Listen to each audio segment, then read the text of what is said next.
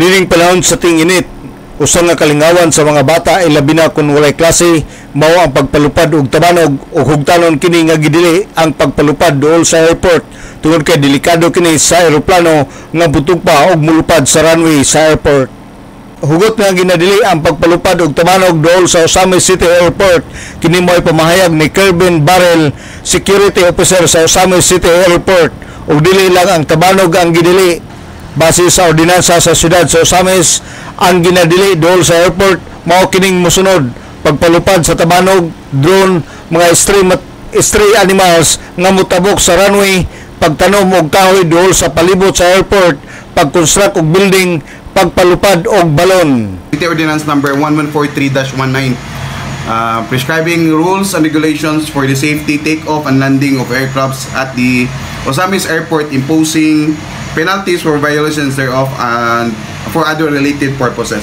Ang sa ordinance number is actually 10 ni siya kabuok na mainly prohibitions na gihatag, including na ang kites, drones, stray animals, mutabok sa runway, aning domestication of flying birds, tapos planting of trees within the glide path or slope approach of the Osamis Airport, including the construction, building, and flying of moon balloon. Kanang mga balloon na sa tawag ng oxygen, na pwede siya mulupad.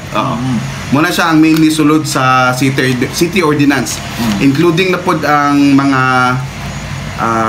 barangays, respected barangays nato na included sa prohibitions, and then including the penalties. Flying of kites within 10-kilometer radius from the Osamis City Airport.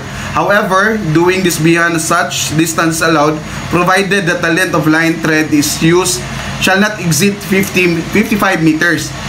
Pero ang 55 meters manggod is, ang Osamis Airport is take-off and landing. So magpaubos pa siya sa 55 meters. So amuang mas maayo na discourage na lang jud ang pagpalupad sa tabanog. Base sa ordinansa sa siyudad, dunay 46 ka mga barangay nga dili pwede paluparan og tabanog. Una ang Barangay Aguada, Bacolod, Barangay Balintawak, Banyadero, Baybay San Roque, Baybay Santa Cruz, Baybay Triunfo, Bungbong, Kalabayan, Kapukaw C, Kapukaw P, Karangan, Carmen Annex, Katadman, Kabinti, Kugon, Dalapang, Diguan, Dimaluna, Dunya Consuelo, Embargo, Gutukan Jut, Gutukan Dako, Kinuman Norte, Kinuman Sur, Labo, Laman, Lipusong, Litapan, Labinay, Malaubang, Manaka, Maningkol, Mintering, Mulikay, Pantaon, Pulot, Sangay Jut, Sangay Dako, San Antonio, Tinago, Tabid og 50th Barangay.